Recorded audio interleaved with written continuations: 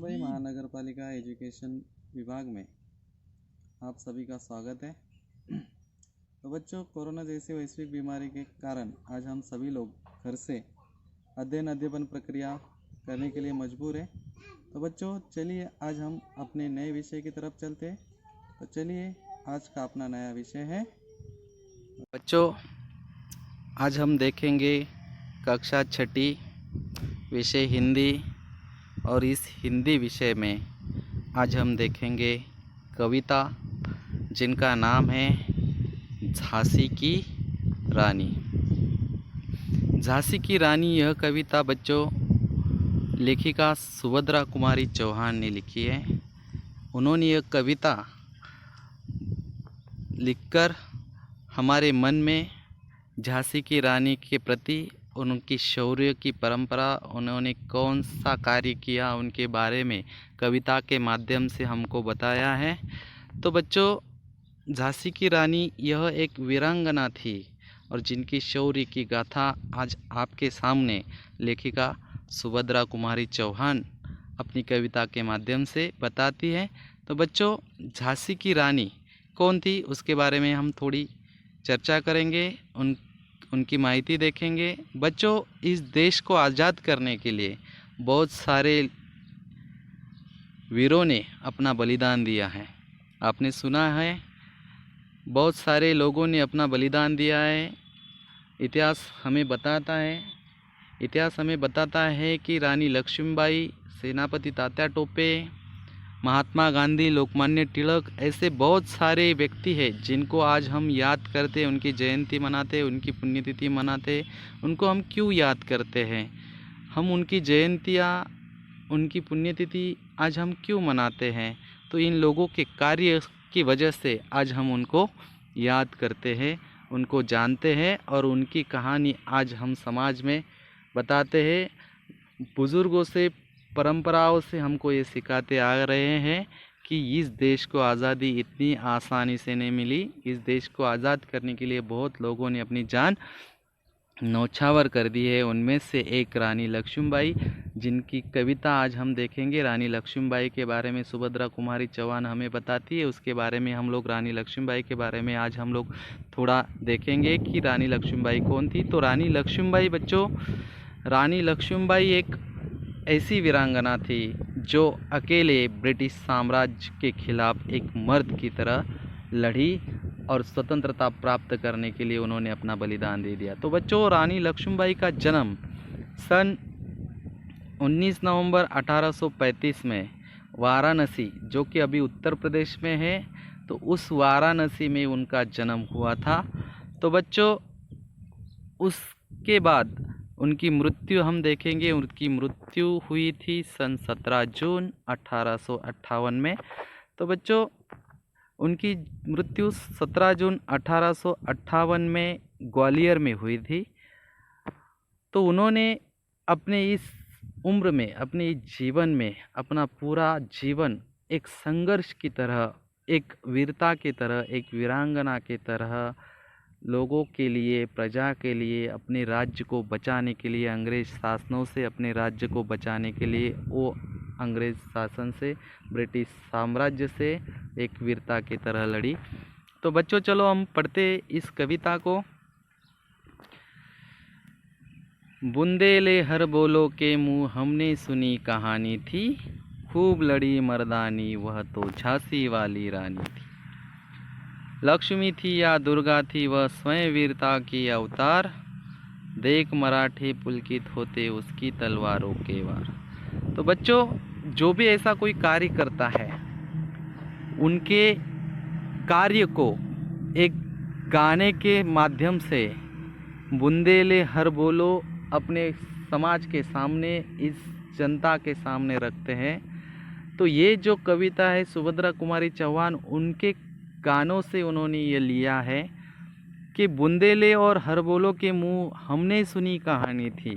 मतलब उनकी वीरता की कहानी जो बुंदेलखंड के गायक थे, वो अपनी गायकी के माध्यम से समाज के सामने रख रहे थे। उनकी गायकी के माध्यम से सुभद्रा कुमारी चौहान ने ये कविता लिखी है।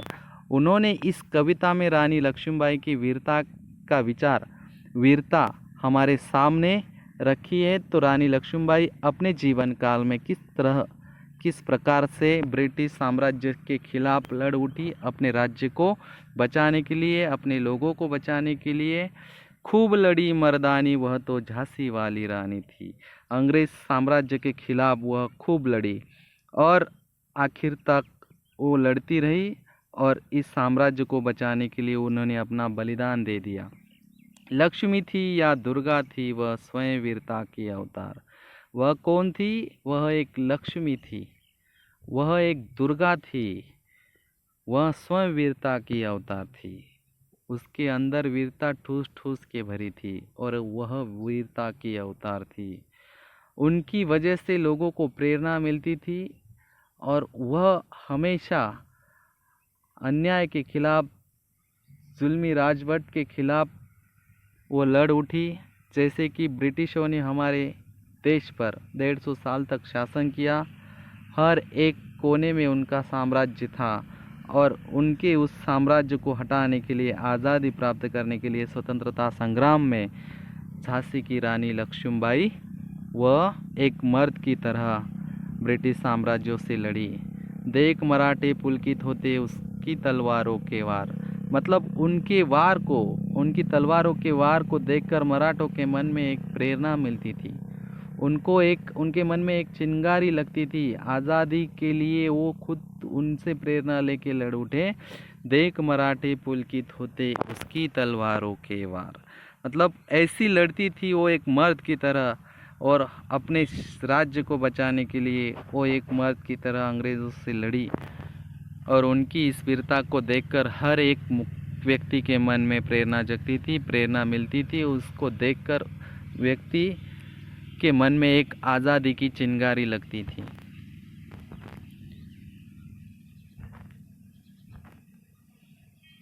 नकली युद्ध, व्यूह की रचना और खेलना खूब शिकार, सैन्य घेरना, दुर्ग तोड़ना, ये थे उसके प्रिय खिलवाड़।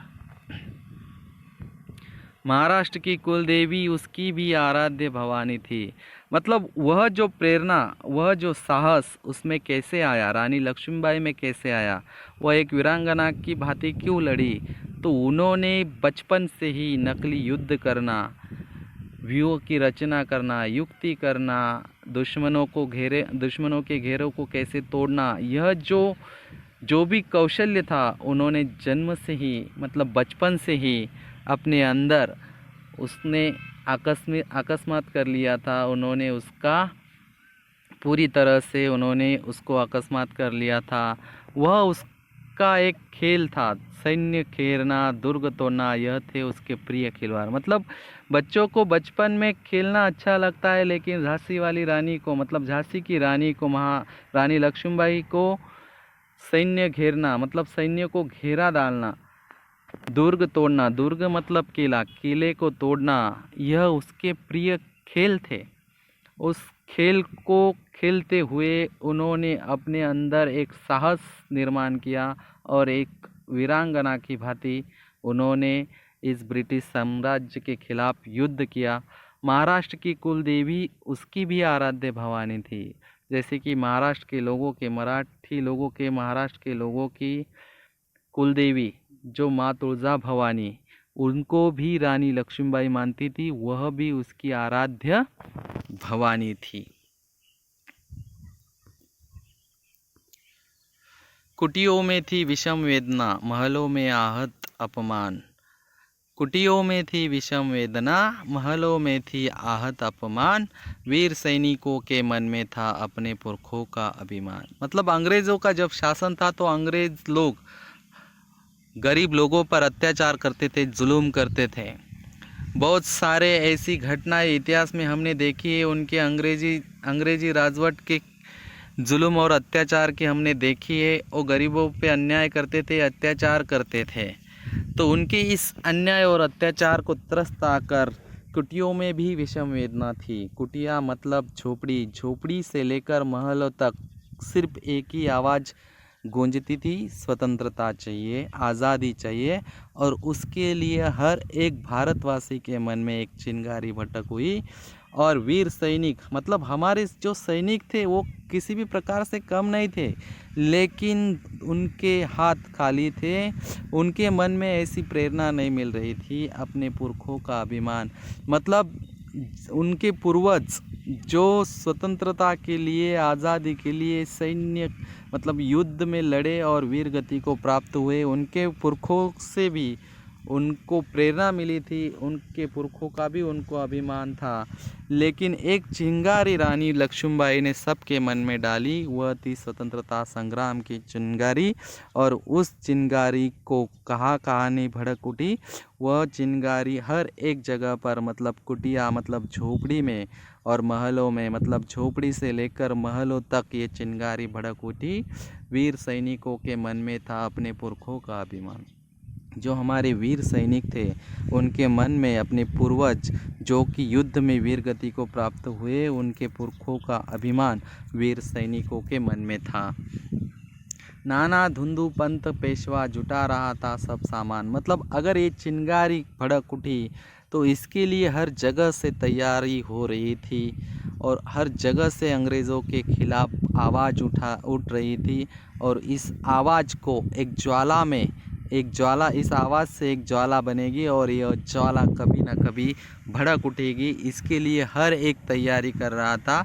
तो नाना धुंधु पंत पेशवा जुटा रहा था सब सामान, बहिन छबीले ने रणचंडी का कर दिया प्रकट आह्वान। प्रकट आह्वान मतलब आगाज करना, शुरुआत करना। तो ऐसे बहिन छबीली ने रणचंडी का कर दिया प्रकट आह्वान। हुआ यज्ञ प्रारंभ, उन्हें तो सोई ज्योति जगानी थी। यज्ञ प्रारंभ मतलब शुरुआत होना, किसी भी कार्य की शुरुआत हम यज्ञ से करते हैं, तो ऐसे यज्ञ का प्रारंभ रानी लक्ष्मीबाई ने कर दिया और सबके मन में स्वतंत्रता की एक चिंगारी भड़क उठी। और सभी लोग महाराष्ट्र, भारत के सभी राज्यों के छोटे छोटे कोने से जहाँ से भी भारतवासी हो, उनके मन में एक चिंगारी भड़क उठी। उनके मन में आज़ादी के प्रति, आज़ादी मिलनी चाहिए, इसके लिए एक ज्वाला उसके मन में तैयार हुई। और उस ज्वाला को भड़कने का अभी एक मुहूर्त मतलब एक यज्ञ प्रारंभ हुए तो सोई ज्योति जगानी थी। खूब लड़ी मर्दानी, वो तो झांसी वाली रानी थी। मतलब एक मर्द की तरह झांसी की रानी अंग्रेज़ों से लड़ पड़ी और उसकी वीरता की कहानी आज हम इस कविता में देख रहे हैं बच्चों। तो इस कविता में रानी लक्ष्मीबाई के कार्य को हम आज सलाम कर रहे हैं, उनके कार्य को हम अकस्मात कर रहे हैं, उनके कार्य को आज हम अध्ययन कर रहे हैं। और उनके कार्यों को देखकर हमारे मन में भी एक वीरता की प्रेरणा मिलेगी, हमारे मन में भी एक स्वतंत्रता के प्रति उन लोगों ने त्याग और बलिदान जो दिया है उनके प्रति हमारे मन में एक प्रेरणा मिलेगी। प्रेरणा के तौर पर हम उसको हम उसको देख रहे हैं, उनको समझ रहे हैं, उनके कार्य को आज हम देख रहे हैं। महलों ने दी आग, झोपड़ों ने ज्वाला सुलगाई थी, यह स्वतंत्रता की चिंगारी अंतरम से आई थी। झांसी चेती दिल्ली, लखनऊ लपटे छाई थी, मेरठ कानपुर पटना ने भारी धूम मचाई। मतलब भारत के हर राज्य के हर एक कोने से यह स्वतंत्रता की चिंगारी लगी थी। तो यहाँ पर कविता में बताया गया है कि महलों ने आग दी। महलों से लेकर हमने देखा कि यह जो आग लगी थी स्वतंत्रता की, एक कुटिया मतलब एक झोपड़ी से लेकर महलों तक स्वतंत्रता की आग लगी थी। और उनको आग सुलगाने का काम इन वीरों ने किया था, इन वीरांगनाओं ने किया था, जिसमें एक नाम रानी लक्ष्मीबाई, जिनके बारे में आज हम लोग देख रहे हैं। तो यह स्वतंत्रता की चिंगारी अंतरम से आई थी, मतलब हर एक भारतवासी के मन में, उनके अंदर से आवाज़ आ रही थी कि अभी हमें स्वतंत्रता चाहिए, अभी हमें आज़ादी चाहिए। तो यह आज़ादी कहाँ चाहिए लगी, यह आज़ादी का नारा कहाँ लगा, ये स्वतंत्रता का नारा कहाँ लगा, तो झांसी चेती, दिल्ली चेती, लखनऊ लपटे छाई थी। मतलब भारत के हर एक कोने में यह आग लगी थी। तो झांसी चेती थी, दिल्ली में भी स्वतंत्रता के खिलाफ आवाज़ उठा, लखनऊ में भी स्वतंत्रता के खिलाफ आवाज़ उठा, मेरठ कानपुर पटना ने भारी धूम मचाई। मतलब भारत का कोई ऐसा कोना नहीं था जहाँ से यह आवाज़ न उठी हो, जहाँ से यह स्वतंत्रता की चिंगारी न लगी हो। तो जबलपुर, कोल्हापुर में भी कुछ हलचल उकसानी थी। मतलब भारत के हर एक कोने से, हर एक जगह से एक स्वतंत्रता की लड़ाई शुरू हुई थी और इस लड़ाई में हर एक व्यक्ति शामिल हुआ था। हर एक छोटा सा छोटा व्यक्ति और हर एक बड़ा सा बड़ा व्यक्ति इस स्वतंत्रता संग्राम में शामिल हुआ था।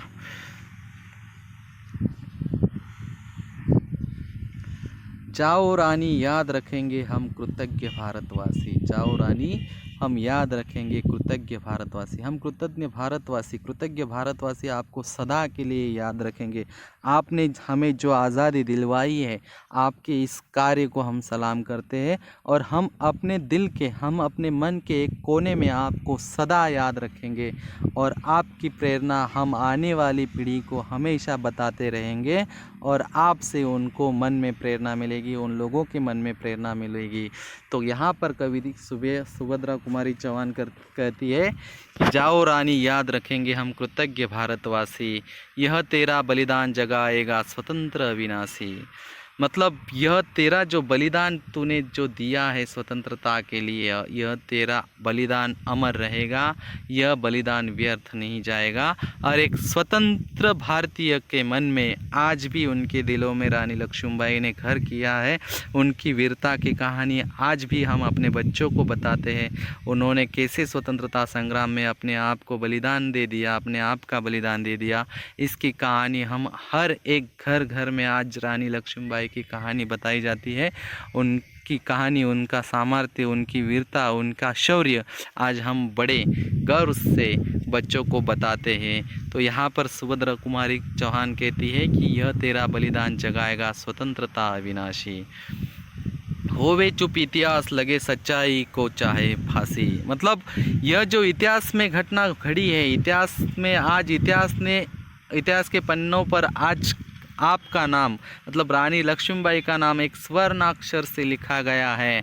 चाहे उस समय सच्चाई को भी लगी होगी फांसी, हो मदमाती विजय मिटा दे गोलों से चाहे झांसी। मतलब मदमाती विजय हो, चाहे धूप गोलों से और अन्य प्रकार के हथियारों से, चाहे अगर आप झांसी भी मिटा दोगे तो यह स्वतंत्रता की चिंगारी कभी उस वक्त लोगों के मन से नहीं गई होगी। वो आज़ादी की एक ज्वाला लोगों के मन में हमेशा भड़की रही थी। तेरा स्मारक तू ही होगी, तू खुद अमिट निशानी थी। मतलब तेरा स्मारक मतलब तू हर एक भारतीय के मन में घर कर लिया है। तू कभी न मिटने वाली ऐसी वीरता की कहानी पीछे छोड़ गई है, ऐसी वीरता कभी न मिटने वाली पीछे छोड़ गई है कि तू न मिटने वाली है। मतलब अमिट न मिटने वाली उनकी निशानी थी, किसकी? रानी लक्ष्मीबाई की। और तेरा स्मारक तू ही होगी, तू खुद एक स्वयं दुर्गा लक्ष्मी का अवतार थी, तू एक स्वयं वीरांगना थी और तुझसे एक प्रेरणा लेकर हम आने वाले पीढ़ी को वो प्रेरणा देंगे। आपकी कहानी से, आपके शौर्य से बच्चों में एक नई उमंग आएगी और तू कभी न मिटने वाली है। तेरा जब तक ये धरती पर चांद सूरज रहेंगे तब तक रानी लक्ष्मीबाई की कहानी हम लोगों को, बच्चों को बताते रहेंगे। मतलब तू हमारे मन में ऐसी एक निशानी छोड़ के गई है कि जो कभी न मिटने वाली है। तो कवयित्री सुभद्रा कुमारी चौहान यही कहती है कि जाओ रानी याद रखेंगे हम कृतज्ञ भारतवासी, यह तेरा बलिदान जगाएगा स्वतंत्रता अविनाशी। होवे चुप इतिहास लगे सच्चाई को चाहे फांसी, हो मदमाती विजय मिटा दे गोलों से चाहे झांसी। तेरा स्मारक तू ही होगी, तू खुद अमिट निशानी थी।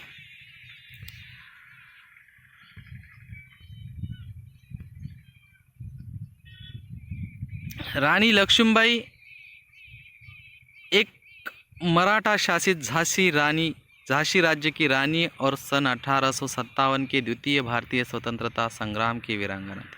तो रानी लक्ष्मीबाई, उसके बारे में हम लोग कविता में देखा। तो रानी लक्ष्मीबाई कौन थी? तो मराठा शासित झांसी राज्य की रानी और 1857 के द्वितीय भारतीय स्वतंत्रता संग्राम की वीरांगना थी। मतलब 1857 में जो भारतीय स्वतंत्रता संग्राम हुआ, उस संग्राम की एक वीरांगना रानी लक्ष्मीबाई थी। तो स्वतंत्रता संग्राम की पहली वीरांगना थी रानी अवंतीबाई लोधी, और उसके बाद रानी लक्ष्मीबाई भारतीय स्वतंत्रता संग्राम की, जो कि 1857 में भारत में एक बहुत बड़ा अंग्रेज़ों के खिलाफ स्वतंत्रता संग्राम हुआ था। उस स्वतंत्रता संग्राम में रानी लक्ष्मीबाई ने बहुत ही वीरता का परिचय दिया, और उनकी वीरता की वजह से 1857 में अंग्रेज़ों को भारत में शासन करना बहुत ही कठिन हुआ था। और उस स्वतंत्रता संग्राम में मराठा शासित झांसी राज्य, जो मराठा शासित राज्य था, उसकी वह एक रानी थी, और उस रानी ने 1857 भारतीय स्वतंत्रता संग्राम में बहुत मुख्य भूमिका निभाई थी, और उनकी वजह से अंग्रेज़ों को मराठा और भारत में शासन करना बड़ा कठिन हुआ था। और वह यह स्वतंत्रता संग्राम बहुत ही बड़ा स्वतंत्रता संग्राम सन 1857 में हुआ था। और उस स्वतंत्रता संग्राम में भारतीय स्वतंत्रता संग्राम की वीरांगना रानी लक्ष्मीबाई के बारे में हमने देखा। तो रानी लक्ष्मीबाई ने मतलब उम्र के 19 साल की उम्र में ही उन्होंने ब्रिटिश साम्राज्य की सेना से युद्ध किया और वीर गति को प्राप्त हुई। मतलब अन्याय अत्याचार के खिलाफ उन्होंने आज़ादी के लिए लड़ाई लड़ी, और ब्रिटिश साम्राज्य के खिलाफ उन्होंने उम्र के 19 साल की उम्र में ही उन्होंने ब्रिटिश साम्राज्य से लड़ी, और आज़ादी के लिए वो ब्रिटिश साम्राज्य से एक मर्द की तरह लड़ी। और उनकी वीरता से उस वीरांगना को देखकर हर एक भारतवासी के मन में आज़ादी की चिंगारी लगी, और उस चिंगारी को 1857 के स्वतंत्र संग्राम में वो चिंगारी एक ज्वाला बनकर बाहर आई। और उस 1857 में हर जगह पर भारत के हर कोने से 1857 का स्वतंत्रता संग्राम सब जगह पर लड़ा गया, और उसमें अंग्रेज़ों की मतलब बहुत उनका नुकसान हुआ। अंग्रेज़ों को भारत पे शासन करना बड़ा कठिन हुआ था। और उस समय रानी लक्ष्मीबाई की उम्र केवल 19 साल की थी, और 19 साल में ही उन्होंने भारतीय स्वतंत्रता संग्राम में सहभाग लिया, और ब्रिटिश साम्राज्य से वो एक मर्द की तरह लड़ी, और लड़ते लड़ते वीर गति को मतलब मृत्यु पाया, वीर गति को प्राप्त हुई, और उन्होंने अपना बलिदान दे दिया। रानी लक्ष्मीबाई एक वीरता थी, वह एक लक्ष्मी थी, वह एक दुर्गा थी, उनके भांति वह एक वीरता की अवतार थी। रानी लक्ष्मीबाई की उम्र में 19 साल की उम्र में उन्होंने ब्रिटिश साम्राज्य से लड़ी, तो हम उसकी कल्पना कर सकते हैं कि रानी लक्ष्मीबाई कौन थी। मतलब इतनी अटूट विश्वास के साथ वह अंग्रेज़ों से लड़ी, अपने अटूट साहस से उसने अंग्रेज़ों का सामना किया, अंग्रेज़ों के खिलाफ युद्ध किया, और ऐसे युद्ध करते करते वो 1857 में अंग्रेज़ों से युद्ध करते करते बलिदान पाया, और वीर गति को प्राप्त हुई। वह एक वीरता के अवतार थी, और उनकी कहानी आज हम बच्चों को बताते हैं। उनकी भांति वीरता की, उनके शौर्य की गाथा हम आज बच्चों के सामने प्रस्तुत करते हैं। तो बच्चों, इस कविता में हमने देखा, अलग अलग शब्दों को हमने देखा। उस शब्दों को आज हम विस्तृत से देखेंगे कि उन शब्दों का अर्थ क्या है। तो बच्चों, हमने कौन से ऐसे शब्द देखे कि जो हमें समझने में थोड़े कठिन लग रहे होंगे। तो उस कौन से शब्दों का प्रयोग इस कविता में कवियत्री सुभद्रा कुमारी चौहान ने किया है, तो इस शब्दों को आज हम विस्तृत से देखेंगे। खिलवाड़। तो बच्चों, इस कविता में शब्द आया है खिलवाड़। खिलवाड़ मतलब खेल, खिलवाड़ मतलब खेलना। तो रानी लक्ष्मीबाई दुर्ग तोड़ना, सैन्य घेरना आदि उनके प्रिय खिलवाड़ थे। तो इस कविता में जो खिलवाड़ शब्द आया है उसका मतलब है बच्चों खेल। आगे हम देखेंगे बच्चों चिनगारी। चिनगारी मतलब क्या? इस कविता में एक शब्द आया है चिनगारी। चिनगारी मतलब अग्निकण, जिसको हम लोग एक ज्वाला बोल सकते हैं। मतलब चिनगारी भड़कना, मतलब हमने देखा कि स्वतंत्रता संग्राम में स्वतंत्रता पाने के लिए लोगों के मन में एक चिंगारी भड़क हुई। चिंगारी मतलब अग्निकण, ज्वाला, एक आग मन में पैदा होना, तो उसको हम लोग चिंगारी कहते हैं। उसके आगे बच्चों बलिदान। बलिदान मतलब क्या? बलिदान मतलब त्यागना, त्याग। जैसे कि हम बच्चों देखते हैं कि आज भी हम देखते हैं कि सैनिक बॉर्डर पे हमारी सुरक्षा करते हैं, तो कभी कभी वो युद्ध में मतलब दुश्मनों की गोली से वीरगति को प्राप्त होते हैं, तो वो अपना त्याग करते हैं, बलिदान देते हैं। किसके लिए? अपने वतन के लिए, अपनी मिट्टी के लिए। ये जो धरती माँ है, ये हम सब की माँ है, उनकी रक्षा करना हमारा कर्तव्य है। तो इसी कर्तव्य में कभी कभी व्यक्ति मतलब कभी लोग अपना बलिदान दे देते हैं, तो उनको हम त्याग कहते हैं। क्या कहते हैं बच्चों? त्याग। आगे है बच्चों दुर्ग। दुर्ग मतलब देखेंगे हम लोग किला। तो बच्चों इतिहास जब हम पढ़ते हैं तो इतिहास में हमें अलग अलग प्रकार के किलों के नाम मतलब पढ़ने में आता है। तो जैसे कि रायगढ़ हुआ, राजगढ़ हुआ, विशालगढ़ हुआ, कोंडाना हुआ, आदि जो दुर्ग है, आदि जो किले हैं, उनके बारे में हमने देखा है। तो इसका मतलब किलों को हम लोग दुर्ग भी कहते हैं, और दुर्ग को हम आसान मतलब हिंदी में हम लोग उसको किला भी कहते हैं। मदमाती। मदमाती मतलब मतवाली। यहाँ पर उस मदमाती शब्द का अर्थ है बच्चों मतवाली। अमिट, न मिटने वाली। मतलब रानी लक्ष्मीबाई हर भारतीय के मन में, हर भारतवासी के मन में ऐसी निशानी छोड़कर गई है जो कभी न मिटने वाली है। मतलब उनका नाम इतिहास के एक ऐसे सुवर्ण अक्षर में, इतिहास के पन्नों पर ऐसे सुवर्ण अक्षरों में लिखा गया है, जब तक सूर्य धरती पर सूरज चांद रहेंगे, जब तक हम सब रहेंगे, जब तक ये मतलब ये रहेगा, सब अपने आपस में हम लोग जब बच्चों को चर्चा करेंगे, बच्चों को रानी लक्ष्मीबाई की वीरता की कहानी सुनाएंगे, तब तक रानी लक्ष्मीबाई का नाम हर बच्चों मैं उम्मीद करता हूँ कि आज हमने जो भी पढ़ा आपको समझ में आया होगा। तो बच्चों अगले लेसन में हम फिर से नए विषय के साथ आपके सामने प्रस्तुत होंगे। तब तक सभी को धन्यवाद। नमस्ते।